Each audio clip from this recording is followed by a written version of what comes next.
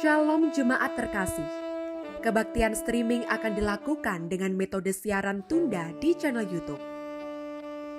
Mari kita persiapkan diri untuk mengikuti serta melaksanakan kebaktian minggu. Meski kita mengadakan kebaktian minggu di rumah, tetap pergunakan pakaian yang rapi, seperti kita sedang kebaktian di gedung gereja. Berdoalah dan persiapkan hati serta pikiran kita sebelum mengikuti kebaktian dengan metode streaming, agar kita berfokus pada kebaktian, bukan yang lain. Jika menggunakan sarana gadget, pastikan kita mengaktifkan mode senyap atau silent, supaya tidak terganggu dengan notifikasi media sosial. Pergunakan Alkitab tercetak supaya kita dapat membaca firman Tuhan dengan khidmat. Untuk ungkapan syukur berupa persembahan dapat ditransfer ke rekening bank gereja seperti tercantum dalam warta jemaat atau dikumpulkan terlebih dahulu di rumah, dimasukkan ke dalam amplop lalu dapat dimasukkan ke kotak persembahan di kantor gereja pada hari dan jam kerja. Selamat beribadah.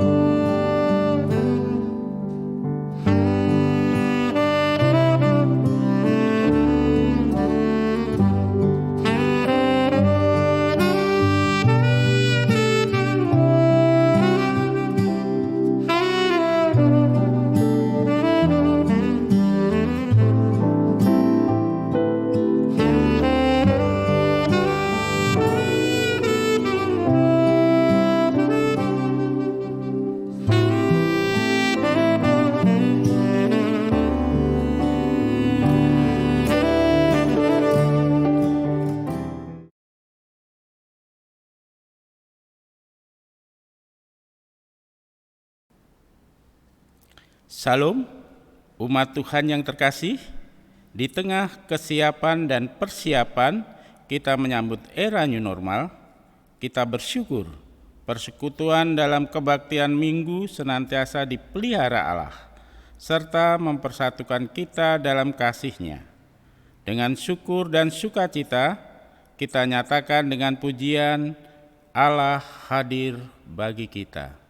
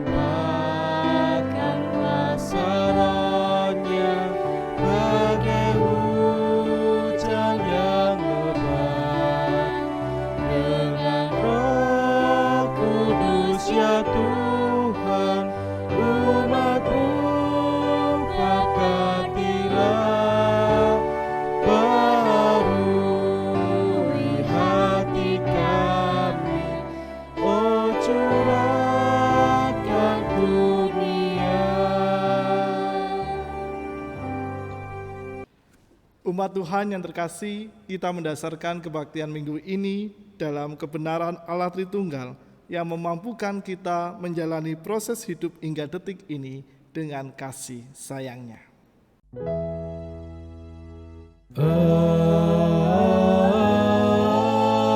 Amin, amin, amin.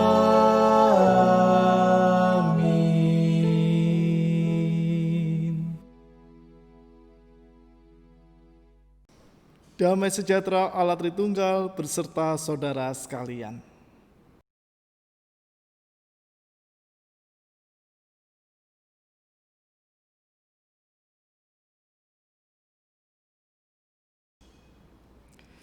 Umat Tuhan, bersaksi tentang kebenaran dalam hidup sehari-hari penuh dengan dinamika, peluang sekaligus tantangan.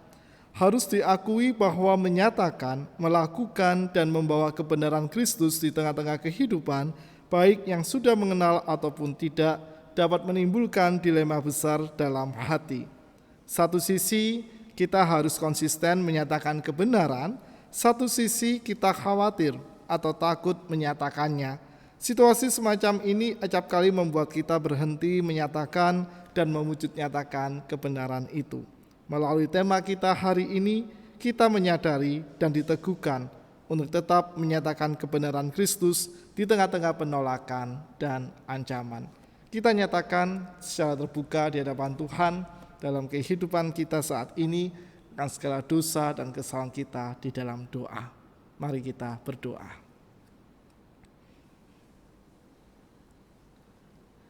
Dalam keterbukaan dan kerendahan hati kami ya Tuhan, di hadapan-Mu Allah Sang Sumber kebenaran hidup, kami menyatakan dengan sungguh-sungguh akan pengakuan sekaligus penyesalan terhadap dosa yang telah kami lakukan.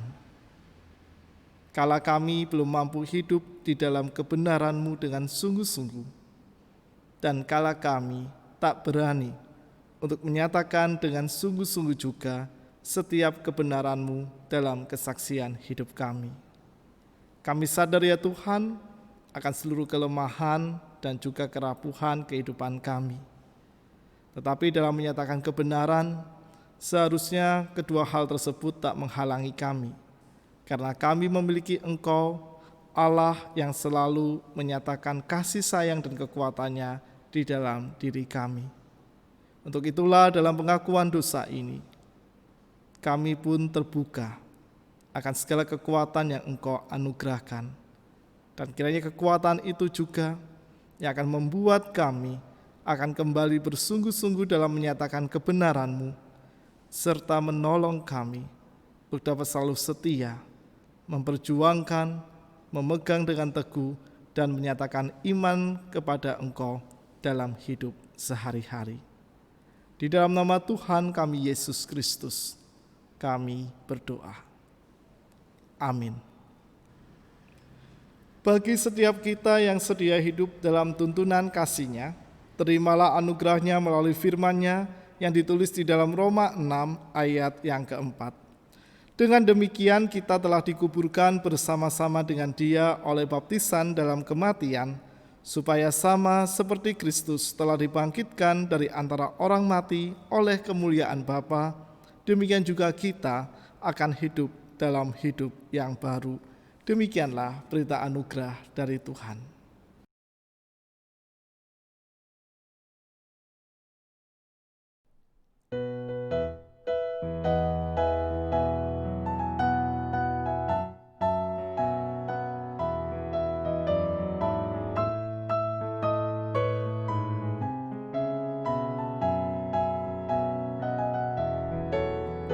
Kita harus membawa berita pada dunia dalam gelap, tentang kebenaran dan kasih dan damai yang menetap, dan damai yang menetap.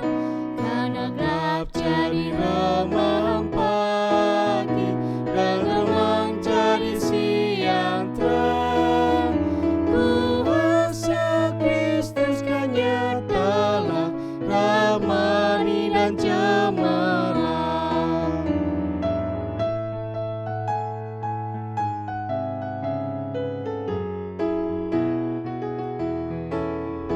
Kita harus membawa berita Allah itu kasih belas, diberikan putra tunggalnya supaya kita lepas, supaya kita lepas. Karena gelap jadi remang pagi, dan remang jadi siang terang. Kuasa Kristus kan nyatalah,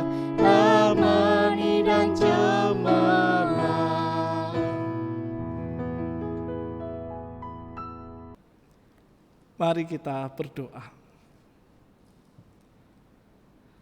Bapa yang Maha Kasih, kami bersyukur oleh karena waktu yang Engkau anugerahkan, kami beroleh kesempatan untuk merenungkan dan merefleksikan seluruh kebenaran firman-Mu.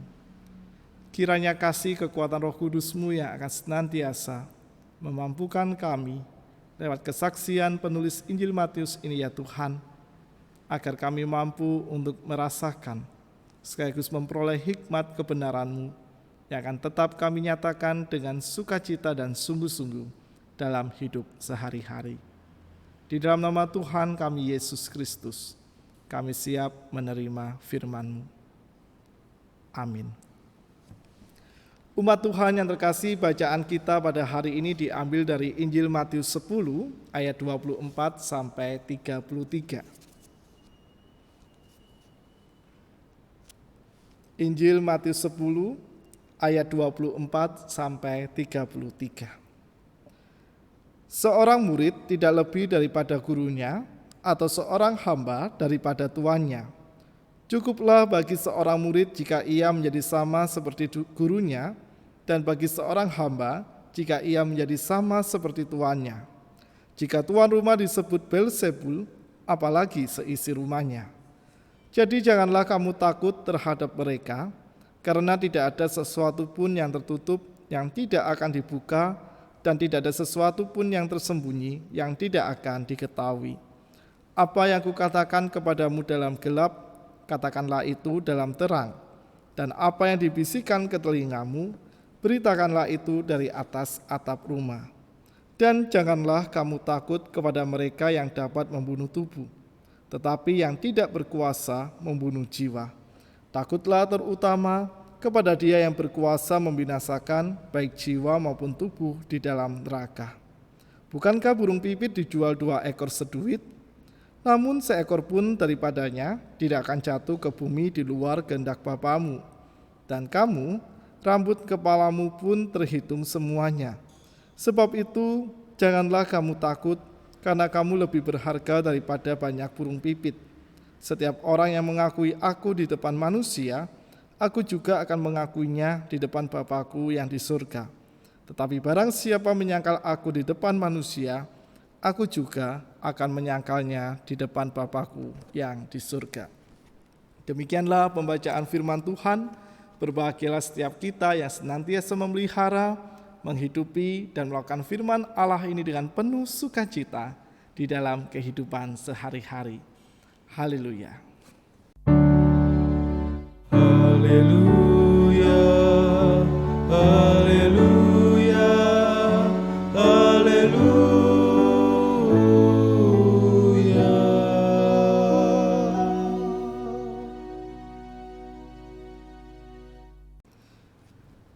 Umat Tuhan yang terkasih, ada sebuah kutipan kata berarti yang diucapkan oleh Lukas Anegah yang berbunyi demikian. Jangan membenarkan hal yang biasa, tapi biasakan melakukan hal yang benar. Sekali lagi saya akan mengatakan, jangan membenarkan hal yang biasa, tapi biasakan melakukan hal yang benar. Saudara-saudara, perkataan Lukas Anegah di atas pasti menyentak dan mengajak kita kembali berevaluasi akan perjalanan hidup kita. Bagaimana hidupku selama ini? Sudahkah aku konsisten memperjuangkan kebenaran dalam keutuhan hidup sehari-hari? Seperti dalam kata pembuka tadi, harus diakui bahwa menyatakan, melakukan, dan membawa kebenaran dapat menimbulkan dilema besar dalam hati.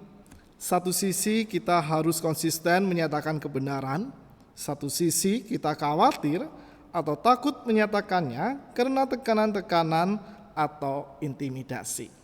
Tentu ada begitu banyak contoh yang kita temui dan kita alami dalam kehidupan sehari-hari. Misalnya ketika kita berusaha untuk mengurus segala persyaratan, misalnya mengurus surat-surat, mengurus hal-hal yang lain, yang itu tentunya kita berusaha untuk melewati prosedur-prosedur yang berlaku sesuai dengan aturan yang ada. Kerap kita berjumpa dengan dilema dalam diri kita. Kalau sesuai aturan nggak cepat kelar.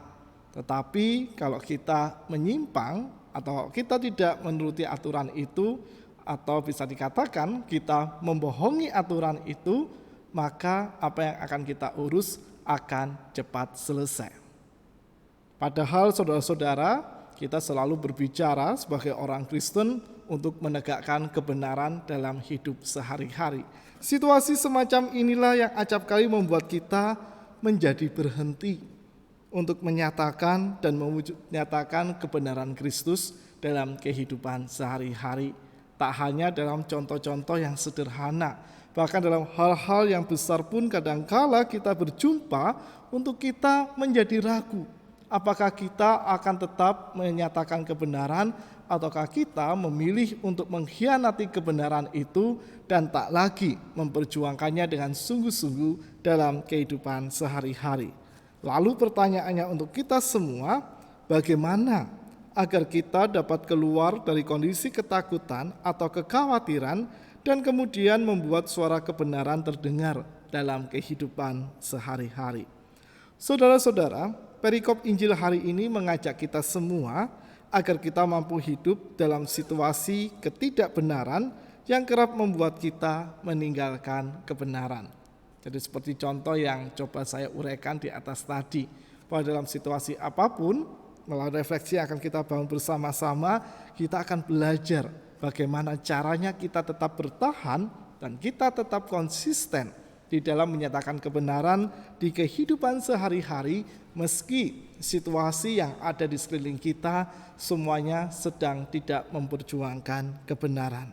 Kepada para murid, Kristus menekankan agar mereka memiliki kecerdikan untuk menghadapi kelicikan, tetapi tetap menjaga ketulusan di tengah-tengah kejahatan. Ini situasi yang memang sulit yang harus dihadapi oleh para murid. Bagaimana ketika mereka menghadapi ketidakbenaran, mereka tetap harus memiliki pikiran yang cerdik, agar mereka tak terjebak dan tak terseret dalam ketidakbenaran, tetapi dalam melakukan dan memperjuangkan kebenaran itu, para murid diajak untuk konsisten dan tulus memperjuangkannya. Dan juga dalam perikop ini, Tuhan Yesus pun menekankan kepada para murid untuk tidak lari dari penganiayaan. Mengapa kok penganiayaan? Karena ketika para murid memperjuangkan kebenaran firman Tuhan dan mengabarkannya dalam kehidupan sehari-hari, kerap mereka berjumpa dengan situasi-situasi yang tidak membuat mereka nyaman, bahkan mereka harus mengalami penganiayaan demi mempertahankan kebenaran Kristus yang mereka perjuangkan. Dan Kristus mengajak mereka untuk menjadikan penganiayaan sebagai sarana pemberitaan kebenaran Kristus bagi dunia. Dan Kristus pun ingin selalu menguatkan dan memberi kekuatan kepada para murid agar mereka setia serta konsisten menyampaikan kebenaran Kristus di tengah situasi yang mengancam kehidupan mereka. Dan pertanyaan berikutnya, apa sebenarnya yang dapat membuat para murid dan tentu kita sebagai murid pada masa kini berbelok atau kita melanggar komitmen kita untuk menyatakan kebenaran? Dalam Injil Matius pasal 10 ayat 24-33 ini ada dua hal yang dapat menyebabkan kita bisa menjadi orang-orang yang tidak lagi setia dalam komitmen memperjuangkan kebenaran. Faktor yang pertama disebutkan di sini adalah Beelzebul. Beelzebul dikatakan sebagai gambaran kuasa gelap yang dapat mempengaruhi manusia untuk menyimpang dari tujuan Allah. Beelzebul memang tidak berkuasa mematikan tubuh, tetapi ia mampu untuk membelokkan hati para murid dari kesetiaannya memberitakan kebenaran. Beelzebul ini bekerja dalam hati para murid dalam berbagai bentuk seperti ancaman, penghasut, dan penggoda hati serta pikiran supaya para murid ini meninggalkan panggilan hidup untuk memberitakan kebenaran. Jadi saudara terkasih, Beelzebul ini bisa dikatakan sebagai sebuah ancaman internal dalam diri kita. Bukankah kadangkala dalam keraguan kita, ketika kita berpikir dan kita mengalami ketakutan untuk memperjuangkan kebenaran, kita lebih memilih untuk lari dari memperjuangkan kebenaran itu daripada kita mengalami situasi yang tidak nyaman. Ketika kita ragu misalnya, saat kita harus mengatakan yang sebenarnya, tetapi karena ada iming-iming, atau bisa juga dikatakan faktor eksternal, tetapi faktor internal kita dominan dan mendorong kita untuk lebih memilih iming-iming itu daripada kita berusaha untuk menjaga komitmen kita dalam memperjuangkan kebenaran, maka hal itu pun bisa menjadi sebuah faktor penggoda kita untuk tidak memperjuangkan kebenaran. Oleh karena itulah saudara yang terkasih, ada begitu banyak faktor internal yang bisa menyeret kita untuk tidak memperjuangkan kebenaran. Hal yang kedua yang dikatakan oleh Kristus adalah pembunuh tubuh. Ancaman tentang pembunuh tubuh merujuk pada setiap orang yang punya kuasa melakukan tindakan penindasan, penganiayaan, bahkan pembunuhan terhadap murid-murid Kristus. Kelompok ini karena memiliki kuasa yang besar dapat melakukan apa saja, bahkan terburuk sekalipun, supaya kebenaran tidak terwartakan. Dan itulah yang dialami oleh para murid ketika mereka dikejar, ketika mereka disiksa, ketika mereka diolok, disiksa, dan mengalami situasi-situasi yang tidak nyaman saat mereka memberitakan kebenaran Kristus dalam kehidupan mereka sehari-hari. Maka dengan situasi seperti itu mereka harus siap sedia, dan itu menjadi sebuah ancaman dari luar diri para murid yang kerap kadangkala juga tak mampu diatasi oleh para murid. Dan ini pun dapat menjadi sebuah ancaman yang membuat para murid goyah untuk iman dan komitmennya. Kalau para murid tak sanggup menghadapi ancaman eksternal ini, maka mereka bisa jadi akan menyerah dan mereka meninggalkan begitu saja tugas panggilan kehidupan menyatakan kebenaran Kristus. Umat Tuhan, di tengah dua ancaman itu, Kristus mengajak para murid tidak fokus pada ancaman yang ada, tetapi ia mengingatkan para murid untuk setia dalam tugas perutusannya, menyatakan kebenaran dengan beberapa pokok pemikiran teologis yang ditekankan dan dikatakan oleh Kristus supaya para murid menjadi kuat dan para murid tetap yakin untuk menyatakan kebenaran Allah. Poin yang pertama, penganiayaan merupakan konsekuensi para pengikut Kristus. Para murid diajak agar jangan takut dan gentar menyatakan kebenaran Kristus kepada dunia, karena dengan menyatakan kebenaran Kristus, maka disitulah sesungguhnya pengakuan iman mereka akan Tuhan Yesus dinyatakan di hadapan dunia. Jadi penganiayaan akan semakin menguatkan kesadaran para murid akan panggilannya menyatakan kebenaran serta menjadikannya sebagai jalan pemberitaan tentang Kristus kepada dunia.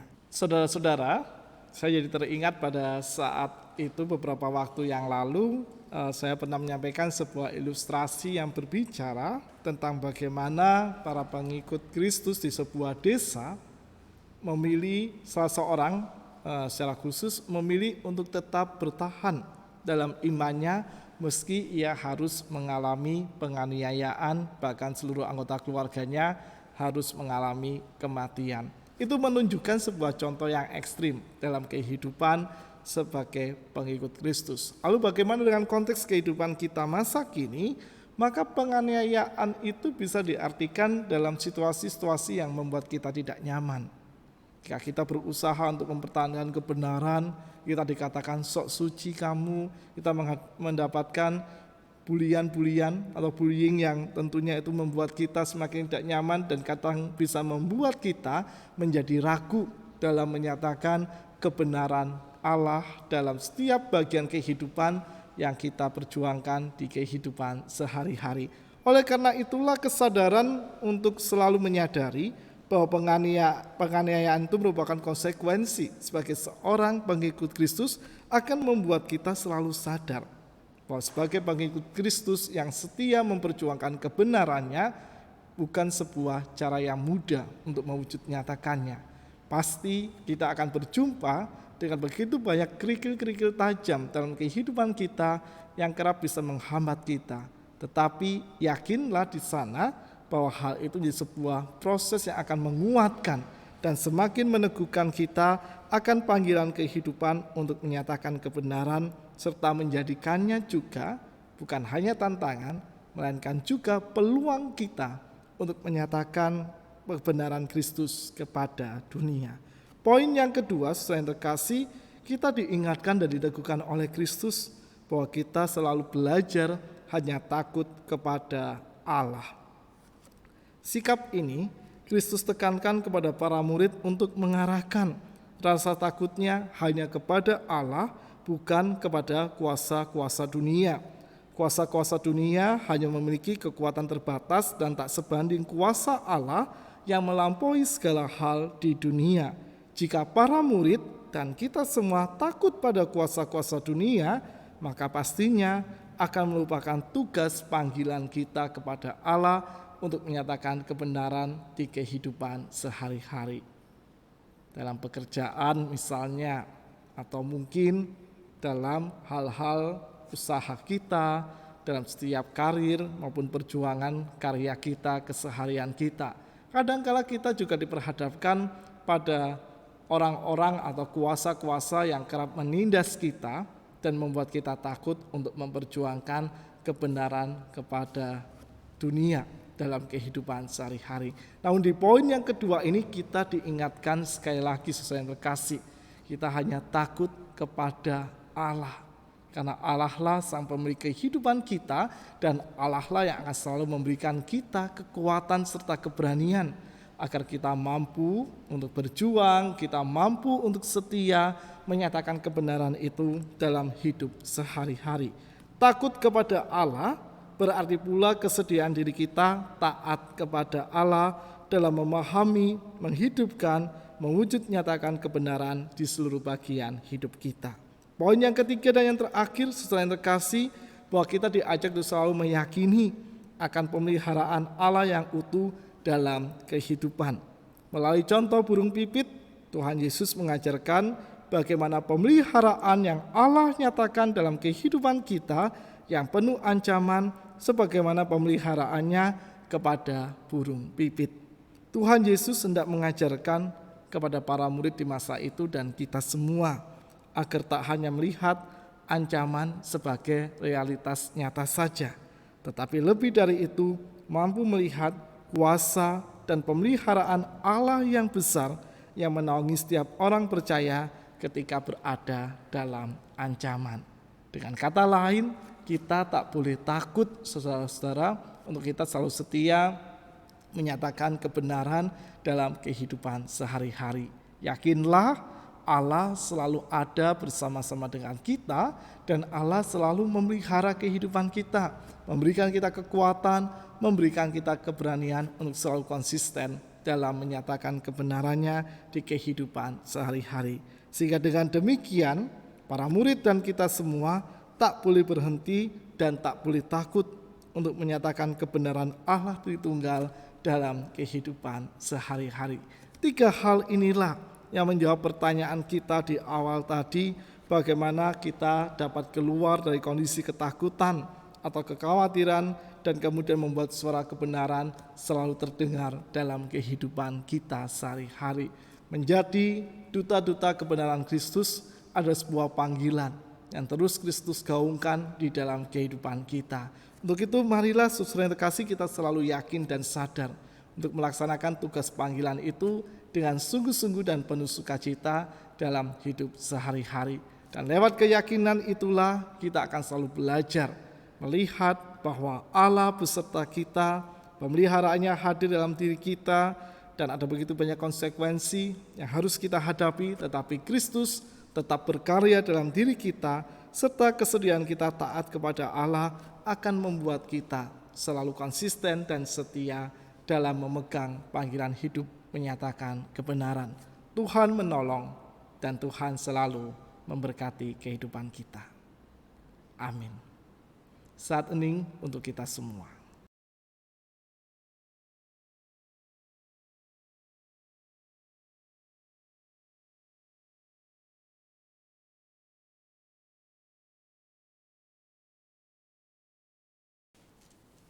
Umat diundang untuk berdiri. Bersama dengan umat Allah di sepanjang masa dan di segala tempat, kita ikrarkan pengakuan iman dengan mengucapkan pengakuan iman rasuli yang demikian. Aku percaya kepada Allah, Bapa yang Maha Kuasa, Khalik langit dan bumi, dan kepada Yesus Kristus, Anak-Nya yang tunggal Tuhan kita, yang dikandung daripada Roh Kudus, lahir dari anak darah Maria, yang menderita sengsara di bawah pemerintahan Pontius Pilatus, disalibkan, mati dan dikuburkan, turun dalam kerajaan maut. Pada hari yang ketiga, bangkit pula dari antara orang mati, naik ke surga, duduk di sebelah kanan Allah Bapa yang Maha Kuasa, dan dari sana Ia akan datang untuk menghakimi orang yang hidup dan yang mati. Aku percaya kepada Roh Kudus, gereja yang kudus dan am, persekutuan orang kudus, pengampunan dosa, kebangkitan orang mati, dan hidup yang kekal. Amin.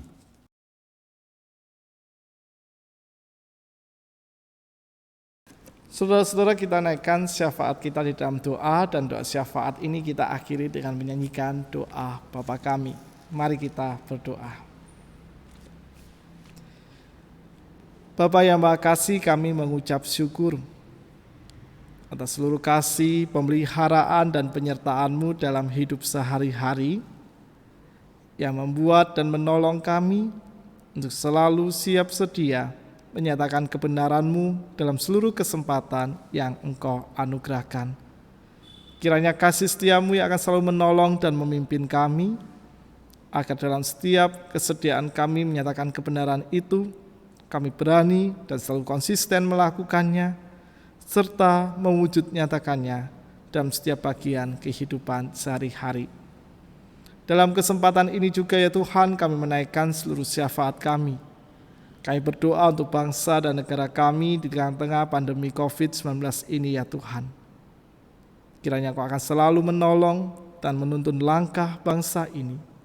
Engkau akan selalu menghadirkan hikmat kebijaksanaan-Mu, sehingga dalam seluruh keberanian dan kewaspadaan kami ya Bapa, berproses dalam era kenormalan yang baru yang akan kami sambut dan sedang kami proses bersama-sama, akan membuat kami untuk selalu memiliki hikmat kebijaksanaan-Mu, agar segala hal yang akan kami putuskan sebagai bangsa dan negara semua terjadi dalam kehendak-Mu.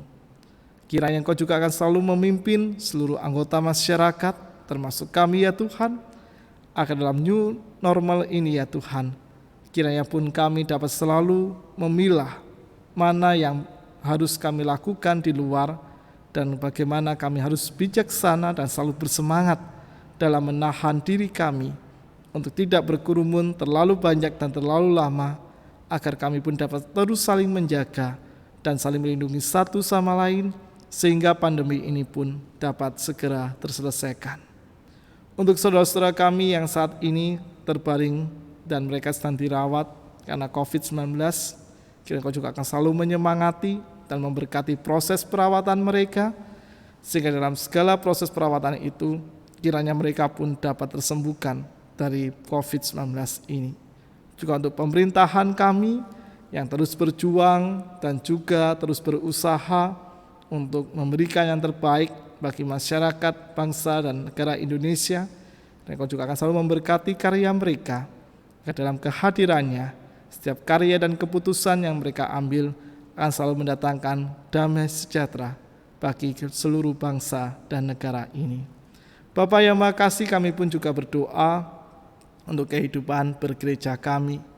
Ketika saat ini kami bersama-sama bersiap untuk menyambut dan melaksanakan kebaktian tatap muka, meskipun kami tak tahu kapan hal itu akan kami lakukan, tapi kiranya dalam seluruh persiapan yang akan terus kami lakukan bersama-sama, akan menolong dan menuntun kami, untuk kami pun selalu siap sedia melaksanakan segala protokol kesehatan yang sedang kami susun sesuai dengan ketetapan yang diterbitkan oleh pemerintah, agar kiranya Tuhan, hal itu menjadi sebuah wujud nyata kami saling menjaga, dan saling melindungi.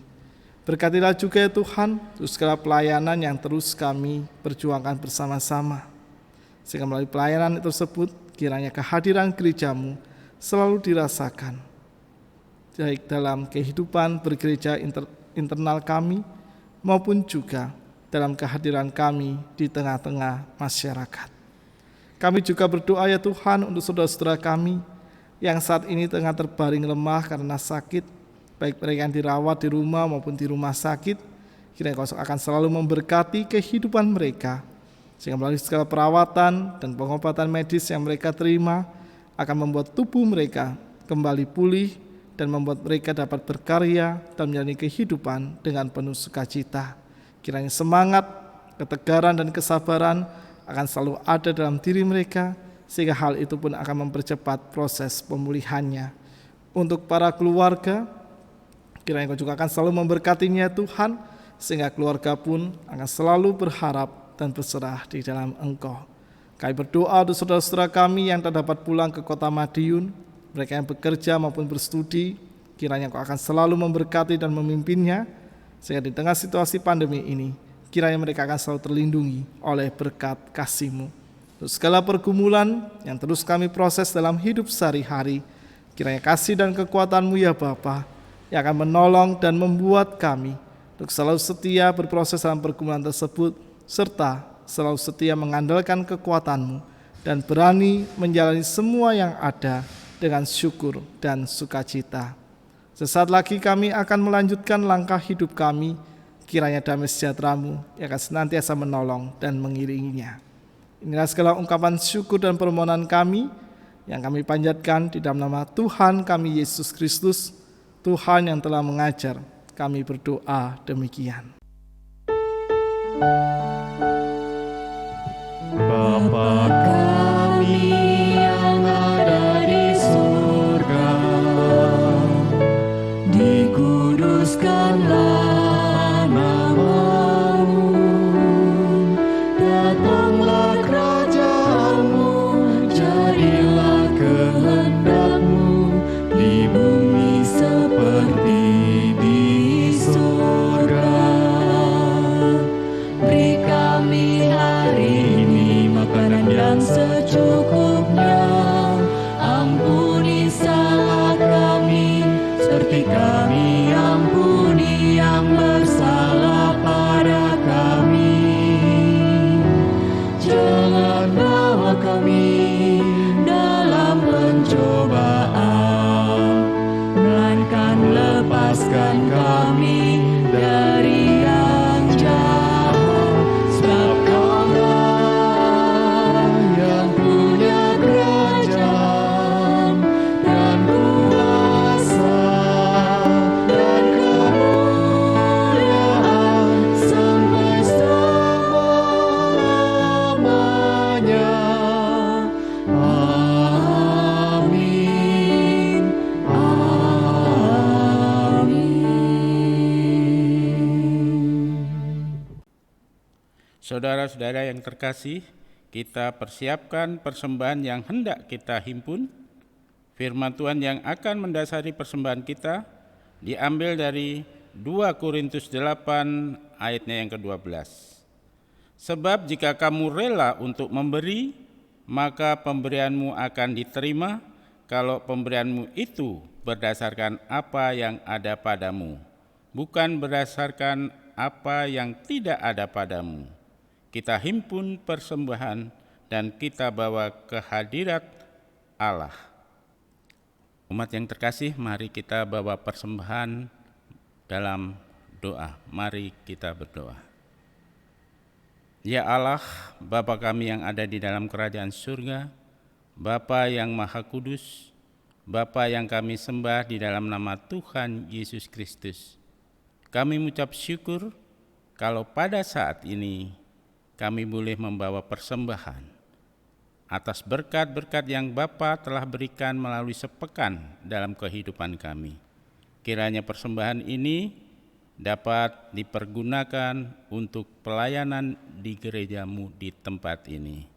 Terima kasih Bapa, kuduskan doa kami yang kami naikkan dengan ucapan syukur Dalam nama Tuhan kami, Yesus Kristus. Amin.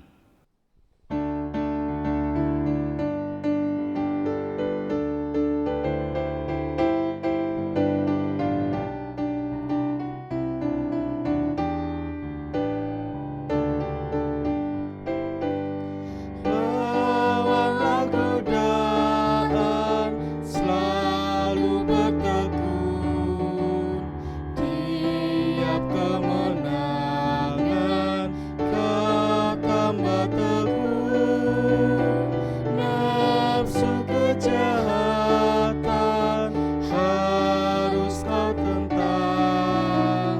Harap akan Yesus, pasti kau menang.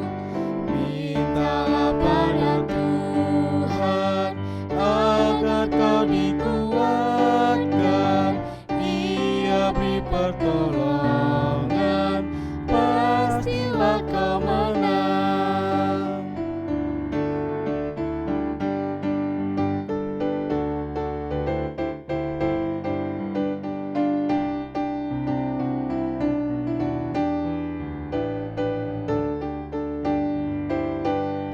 Tinggalkan yang jahat, dosa dicegah.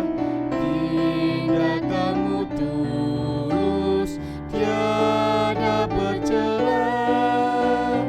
Junjung kebenaran, hidup dalam terang. Harap akan Yesus, pastilah kau menang. Mintalah pada Tuhan agar kau dikuatkan. Dia beri pertolongan, pastilah kau menang. Umat Tuhan, kita akan melanjutkan liturgi kehidupan sehari-hari kita. Untuk itu, selalu setia berpegang pada kebenaran Allah Tritunggal dan senantiasa memperjuangkannya dengan sukacita dan sungguh-sungguh dalam kehadiran kehidupan kita sehari-hari. Kita lanjutkan langkah hidup kita dalam damai sejahtera dan terimalah berkat-Nya. Anugerah damai sejahtera dan berkat Allah Tritunggal menuntun serta memberanikan kita setia menyatakan kebenaran dalam segala situasi kondisi hidup sehari-hari, dalam tutur kata maupun tindak laku hidup kita, kini dan sampai selama-lamanya. Haleluya. Amin.